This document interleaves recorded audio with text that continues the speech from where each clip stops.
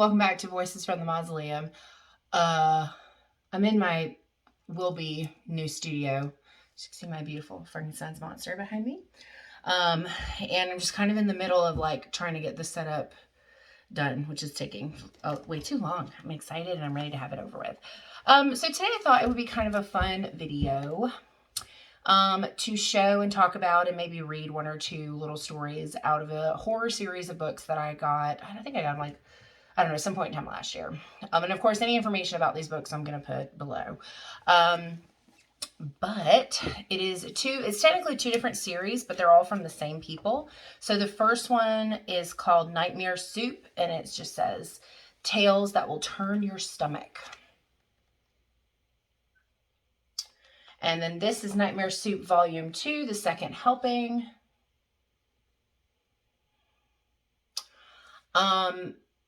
These are obviously scary stories to tell in the dark. I mean, the artwork, you get it. So written by Jake Tri, Tri, illustrated by Andy Ziasco, Siazko. Sorry if I butchered that. I will tell you that the artwork really drives home the stories. And then the second one is called The Nightmare Society, and it's a volume 1 and a volume 2. So this is the cover for the first one. And this is the second one. Love the artwork. I really like the black and white images, but the color ones are pretty badass too. So anyway, so one of the things I talked about in my intro video was covering, a very wide variety of things that have to do with horror. And I have been reading creepypastas for a very long time. And I really like reading and looking at images and things that have to do with like horror, like just artwork. I'm a huge fan of like horror, like obscure macabre kind of like, drawings and paintings and prints and stuff. And so when I saw these books on, I think I got them, or I think I saw the ad for the first time on Facebook, but when I saw it, I was like, I have to add these. They're really neat. I have not read the Nightmare Society books yet. These two, I haven't done these yet. But I have read and reread both of the Nightmare Soup books. And I'm just a really big fan. I like them a lot. The art is like, oh man, the stuff that comes in people's heads. It's amazing. Anyway, so I thought it'd be kind of fun to talk about those and then maybe read a couple of things from maybe the first one. We'll see how it goes. They're very, very short, so I may do a couple just to make sure the video is even worth, maybe what I'll do is I'll read one from each, so it'll be 4 total. I think the Nightmare Societies are also really short. It would help if I knew how to turn pages accurately. Yeah, okay, so Nightmare Society is a little bit longer, but that's okay because they're still really short. They're only like 2 pages full. So I'll read one from each one. All right, so Nightmare Soup, Tales That Will Turn Your Stomach. I'm trying to remember one of the ones that I really liked. Okay, we're going to do Full Moon Guest. It's the third one in this story. And I'll show you the picture when we get there, but in the meantime, I'm just going to read it. The radio buzzed as John and Carrie drove through the woods. They were headed to their family's cabin for a quiet weekend alone. Reports of 3 murders in the last week. Static. Killers on the loose. Residents are urged to stay indoors tonight as the police search continues. You hear that? Carrie's voice was full of apprehension and concern. I wouldn't worry about it. We're way up in the mountains. Nobody's going to come all the way up here. John continued driving until they reached the old cabin built in the 1960s. It's just me and you, John smiled. The perfect anniversary, plus there's supposed to be a full moon tonight. After the two unpacked their belongings, John and Carrie lit the fireplace, beginning their romantic evening together. As the night set in, the two poured a glass of wine and cozied up in the family room. Suddenly, there was a knock at the front entrance. Who could that be? John got up and peered out the window and then opened the door. Nobody was there. Hello, he called out into the darkened woods, but no answer came. He closed the door and walked back toward Carrie, but then another hard wooden knock echoed through the room. John returned to the door and slowly pulled it open. Again, nobody was there. But as he started to close it, a figure emerged from the shadows and began to approach the cabin.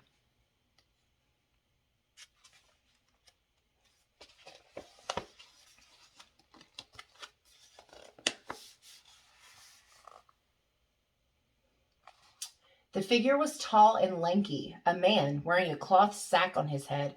Upon the fabric he had drawn a hollow, grinning face. The man was soon joined by two others. All three carried large, blood-stained knives. The three figures then started running toward the cabin. "Carrie, run!" John and Carrie rushed for the back door, but it was too late. The three men crashed through the front entrance, the two of them tackling John, the other went for Carrie. All three laughed hysterically as they bound John and Carrie's hands and feet. The leader of the three men knelt down next to John and looked out the window. "It's a full moon, neighbor. You have to be careful what happens on a full moon." The man then raised his knife, ready to strike, but to his surprise, John burst into laughter. "You know, you're right about that." John's voice devolved into a heavy growl. Fangs erupted from his mouth, his skin sprouted a thick fur, and his clothes tore as a hulking monster took form. Carrie snapped the rope that bound her, claws forming from her perfectly painted nails. The intruders backed away in terror as two gigantic wolf-like creatures rose in front of them. John and Carrie lumbered toward the three men, a rabid hunger blazing in their yellow eyes. "You see, the police aren't searching for you three," John snarled. "They're searching for us." The end. I love werewolves. They're so neat. They are way cooler than vampires, in my opinion. Okay, Nightmare Soup 2, the second helping. I feel like I had a favorite out of this one, too. Let's see. Let's do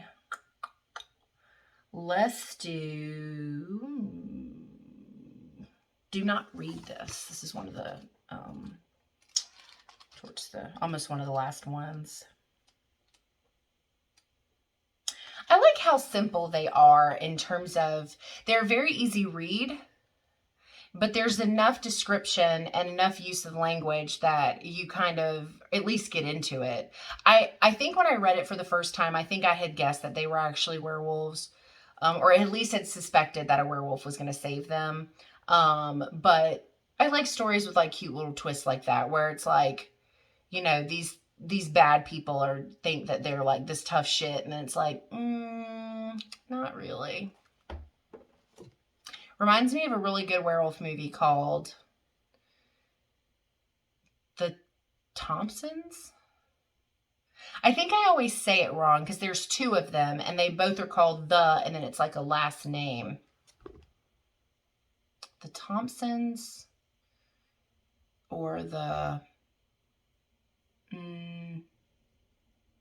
Whenever I'm done filming this, I'll put it like written, like right here what it's called. But anyway, it's a very, very, very unique take on monsters. It's really good. It's about this family of, it's a dad, two like, I guess like young adults, and then their younger sibling, and they're essentially murderers, and it's about them capturing this woman and trying to condition and coerce the younger sibling. Is like, no, you got to take like your first kill, you know, you got to do it, it's part of being in this family. And it's got a very good, very, very good plot twist at the end. It's a super good movie. Hopefully I didn't ruin anything by saying that, but I'm going to put it again. I'm going to put it right up here. Because it's The Thompsons and something else, but I can't remember what the other one is. I always say The Thompsons, but I think The Thompsons is actually the sequel, and I don't want to tell you the wrong thing. So, all right. 97 is the page number. I don't know why I said it out loud. We're just going to roll with it. Do not read this. This has art on, let me see which page. The next page. Okay. I'll do the same thing. I'll bend it. They're very bendy. It'll be okay. All the book lovers are cringing.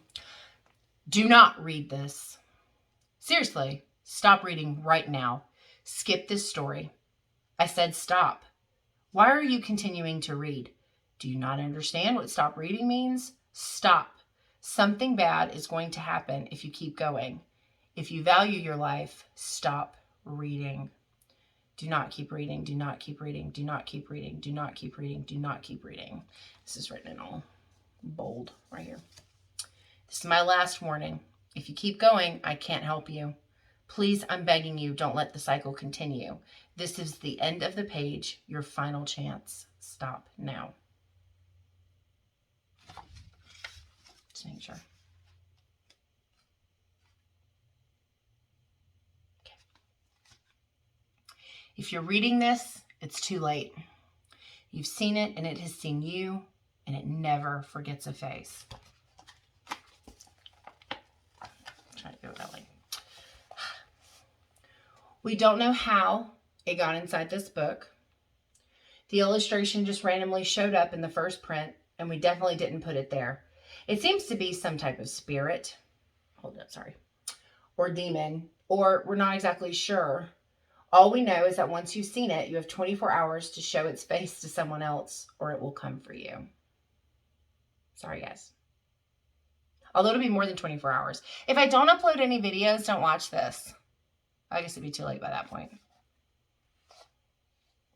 It might show up the second after the 24-hour period has passed, or it might wait months, even years, before it decides that you're next. It loves to create fear and anxiety, to have you looking over your shoulder waiting for it to finally arrive. Again, if you're reading this, you have two options. You can either stop the cycle and accept your fate, or you can show the illustration to someone else within 24 hours. This works digitally as well. This is perfect. I'm glad I picked this one. I forgot about that. So whether it's right or wrong, many have decided to share the image on social media. We're trying to track this activity as best we can, like a virus that's rapidly spreading. So if you decide to go that route, you can help us by tagging your post with hashtag #TheBookDemon or something similar. If you show someone else the image, please make sure they know the rules. It will save their life. We're so sorry this happened, but we did warn you beforehand. We're doing everything we can to stop this, but until we do, you have 24 hours. I don't know about y'all, but I am posting this picture on social media because I'm not taking any chances. Okay, so Nightmare Society. We'll do these next. Again, I haven't read these, so I'm just going to go based off title on this one and find one that I think it sounds cool. Because I don't really know which one is going to be the best one to read. I thought for a second they didn't have a table of contents. See, like they haven't even been opened yet. Okie day. They have a wolf one. All right, let's see. Moonburn, the Crimson Wolf, or the Meat Thief.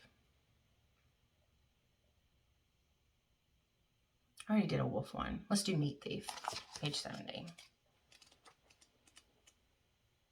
Okay, so these pictures are actually a lot more detailed than the other ones. It's the same. Sorry, it might be by somebody else. It says edited by Jake this time.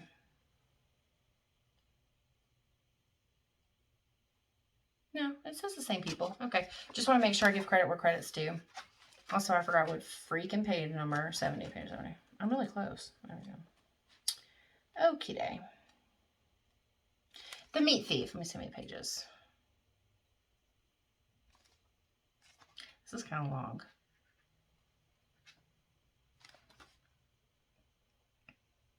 Yeah. It's too long. I just won't read one out of the next one. Okay, The Meat Thief. Oh, okay. So it has like whoever wrote each individual story. It's a collection. Okay, I follow. That makes sense. Nightmare Society. It's kind of like Are You Afraid of the Dark? Midnight Society. Okay. Story by Alex Olson, illustrated by Andy Ciazgo. The hunter sat and watched the fruit rot. The scuffed round table was buzzing with flies as the bananas wilted, the apples shrank, and the grapes darkened. Flies buzzed around the table, and the hunters glared at their rotten fruit, which, just hours ago, had been fresh and full of color. The bananas sitting on the plate had grown brown and black, the apples were mushy, and the grapes were shriveled and well on their way to becoming raisins. The rest of the cabin was in shambles too. The old sofa had been ripped apart with bits of white fluff scattered all around the floor. Several of the mounted animal heads had been knocked off the walls, the bison head lying near the fireplace, and a buck's head rested against the wooden rocking chair. The freezer had been knocked over as well, and the fresh meat from the boar they'd gutted had been taken. There were smears and red splotches on the floor, like the thief had been too hungry to wait. It was a creature, the hunters agreed on that, but that was where the agreement ended. Wendigo, said Richards. He's been on hunts with some other men, and they always told sensational tales of cannibalistic spirits around the campfire. Paulson just rolled his eyes. He thought his friend was going soft in the head. Besides, what about the marks on the trees? Deep gouges, like cat scratches, but only a tiger could leave those kind of marks. And there were no tigers in the Upper Peninsula. The gas generator they used to power the cabin had broken down. It was brand new, yet it coughed weakly and died. Richards tried to fix it, but there was nothing to be done. Later that day, they found that Paulson's truck had been sabotaged. The deep slashes found in the tires had appeared on all 4 tires. They'd managed to keep their cool. They were seasoned hunters and could both recall shivering nights without modern comforts, and they had survived those. Paulson had once pitched a tent in a snowstorm and had to dig himself out in the morning and trek 30 miles to town. When they found what their cell phones suddenly received no reception, however, a grimness settled over them. Richard lapsed into a brooding silence and took to staring out the windows. He seemed to be waiting for the meat thief to return. In fact, the only word Paulson could recall Richard saying recently was Wendigo. And that had been last night when Paulson paced the cabin, talking to the walls about what could be stalking them. It wasn't a bear or wolf or wildcat. They knew the tracks and signs of such creatures. Paulson decided to wait for rescue. They'd told their wives they'd be back Monday, and it was already Tuesday morning. Park rangers and state troopers were probably picking their way through the trees right now. Richard settled into his chair and studied the slope of the rotting banana. He thought about the shrieking creature he saw in the woods 2 days earlier, the one he had followed when Paulson was asleep. It had long, gangly limbs and sprang from tree to tree like a squirrel. It looked like a person who had not eaten in a severely long time. He followed the creature until he came across a large log lying in his path. There were bloody chunks of meat sitting on it, like chicken strips on a plate. It smelled so damn good, and when Richard saw the chunks, an insatiable hunger immediately came over him. The sweet hickory smell was intoxicating. He gobbled the morsels up, licking his fingers, grinning up at the sky as he chewed. It was like eating salty jerky, sweet ham, and thick steak all at the same time. When Richards finally returned to the cabin, his friend pointed to the fresh blood splattered on his chin. "Looks like you nicked yourself there," Paulson said. Richard simply wiped the blood away without a comment. Paulson would never believe him. Definitely a Wendigo. "Are you all right?" Paulson said, ripping Richard out of his thoughts. "Yes, fine," he replied. He looked down at his hands and was shocked to see that he'd been gripping them into fists, his fingernails cutting into his palms, drawing blood. Richard stared at the deep red liquid, watching it dribble down onto the table. It flowed from the scratches and cracks. It made him think of meat, of chewing, of hunger. His stomach gurgled and he jumped up from the table. "Excuse me," he mumbled to Paulson. He ran into the bathroom and slammed the door. Paulson gazed at the closed door with faint amazement. No wonder Richards has been acting odd. He was sick. Probably some stomach bug from the canned beans they'd been eating. No matter, rescue had to be on the way soon. From the bathroom, Richards cried out in pain. Paulson walked over and knocked on the door. "You all right in there?" "Oh, my bones," Richards groaned. "What do you mean?" They're growing."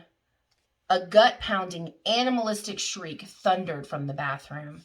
Paulson slowly backed up towards the front of the cabin when another shriek turned his heart cold. "Richards?" A low, gurgling voice came drifting out from under the door. "Hungry. I'm so hungry." There was a long silence as Paulson stood transfixed, one hand clutching the front doorknob, ready to flee. The bathroom door swung open. Paulson couldn't see into the shadows. Wendigo, Richard shrieked. He scurried out of the bathroom on all fours and lunged at Paulson. As Richard sank his teeth into Paulson's flesh, he couldn't help but think it tasted like salty jerky, sweet ham, and thick steak, all at the same time.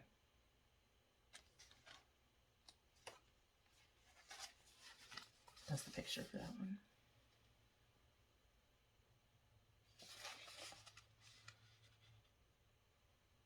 I guess it's like the change. So like this is when he was like a little more normal, and then this was like the transition. Sorry, I butchered up that last line. Wendigos are cool. The story is cool. All right.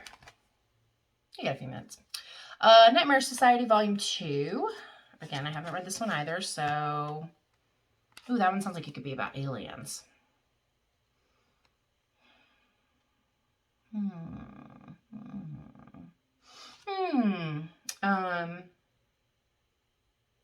Let's do The Lights Were Real. I like aliens, so we'll see if that is what it has to do with. Maybe not. Maybe it has to do with will-o-wisps.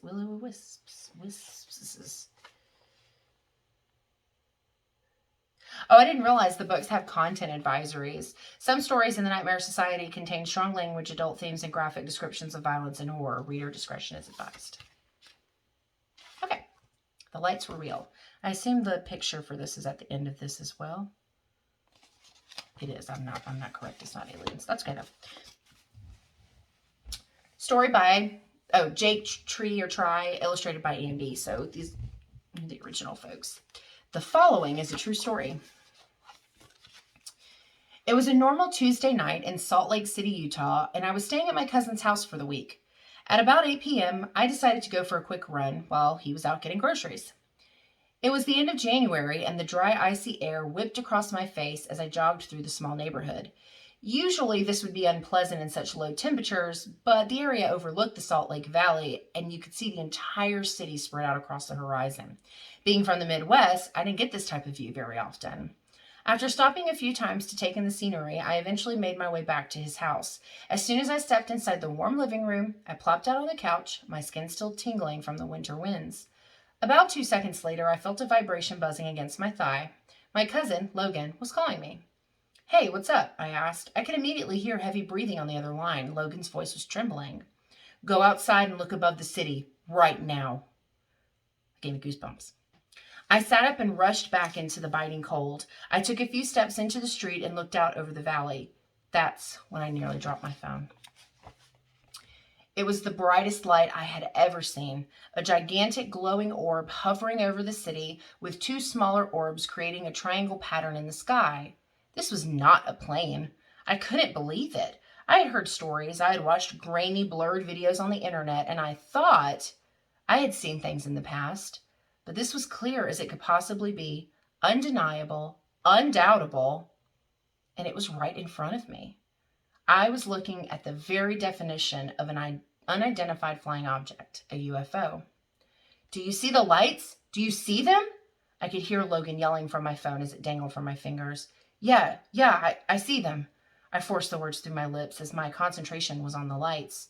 My stomach was completely knotted up, a mix of fear, excitement, and disbelief keeping me frozen in the middle of the road. The intensity of the glowing orbs made it seem like the sky was on fire. It was incredible.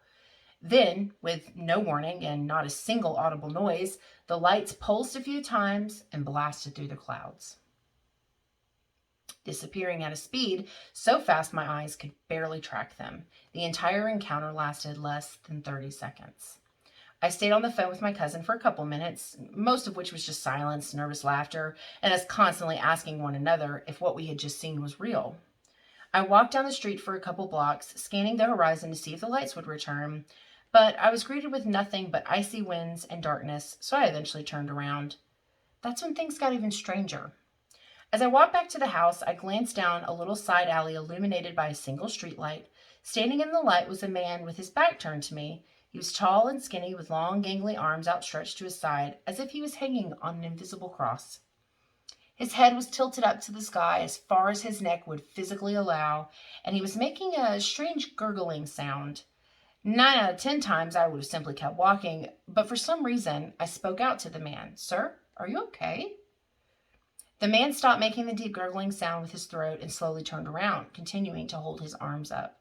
When I finally saw his face, his mouth was open as wide as possible, as if his jaw was locked or frozen. I immediately turned and sprinted towards my cousin's house, my heart beating with such force I could feel it in my ears. Logan was waiting for me as soon as I rushed in the door. We blabbered blabbered. I'm sorry, that broke my immersion into the story. Moving on to one another for about an hour about the whole situation, then started texting and calling people to see if anyone else had seen anything strange. We definitely weren't the only ones. That night, there were hundreds of reports about strange lights over Salt Lake City. Finally, at about 1 in the morning, we'd calmed down enough to try and sleep, and I emphasized the word try, as my mind was still buzzing about what I had seen. Logan trudged off to his bedroom, and I spread out on the living room couch. But after turning off the lights, my eyes wouldn't close. Instead, they were drawn to the window directly across the room.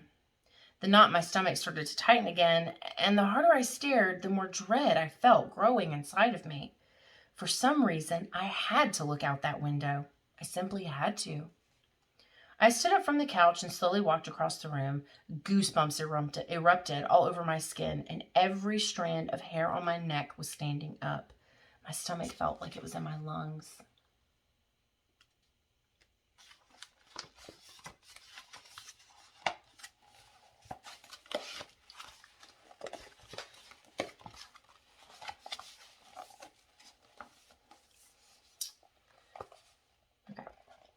I knew in my gut something was going to be out there. I just didn't know what. Every cell in my body was forcing me towards the rectangle-shaped void in the wall, and as I peered outside into the darkness, I let out an audible gasp. There stood the man with the gangly outstretched arms. He was standing across the street, just staring blankly at the house. He had followed me when I ran away. I rushed into my cousin's room and woke him up, and we decided to call the cops just to be safe. But by the time they arrived, the man was gone. The night was easily the strangest series of events I'd ever been through. After reading this, however, you're probably thinking to yourself, this is complete bullshit. There's no way that happened, especially since this is written in a book of short horror stories.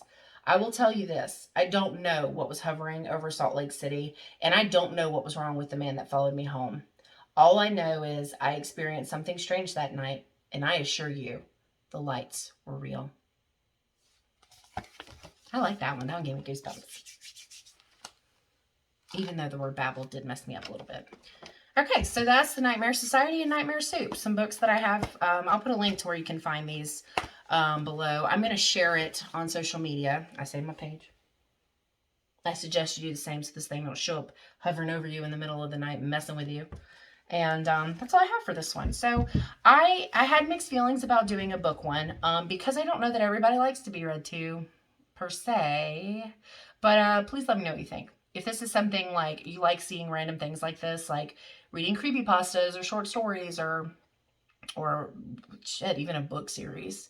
I have a phenomenal book that is the book version of Pan's Labyrinth. And the artwork is stunning. Anyway, so yeah, I'll put a link to these below. And I will see you guys next time. I hope you had a good week. Enjoy the rest of your weekend, and we'll see you next Saturday.